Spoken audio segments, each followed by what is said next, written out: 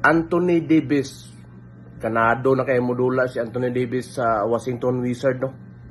So, before sa wa pa siya nagpapumirong trade niya ba, murag wa pa siya gana ba, kay pumirong trade niya sa Washington Wizards, no?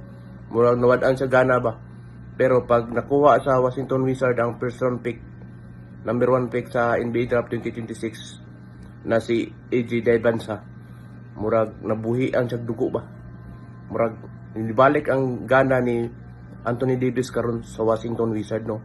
Kay di basta-basta katandem ni si Anthony Davis karong umabot na NBA season.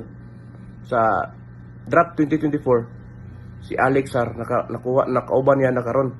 7-footer unya, second pick, first round pick number 2 si Alex Sarr sa NBA draft 2024. Plus karon NBA 2026 NBA draft first round pick nila nakuha si AJ Daibansa.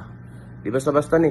So naapay try yang nga si Anthony Davis, sakto kay ni ba himuong big man, himuong power forward na ay outside shooting plus try yang ay wala na.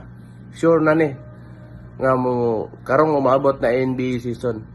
Posible na gini nga ang Washington Wizards makakarga na ni og playoffs.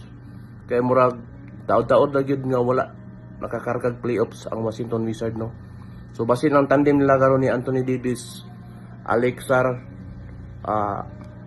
Trae Young o si AJ Daibansa, posible na ni nga mo karga na ni sila og NBA playoffs karong umaabot na NBA season, no?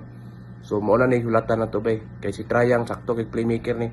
Basta di lang ma-injury si Trae Young nani outside shooting tapos master kay nimo pasa. Dali ra makitag bakante nga kauban, di ba?